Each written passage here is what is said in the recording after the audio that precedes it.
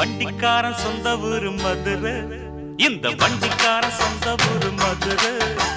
சண்டித்தனம் செய்யலாம குதிரை.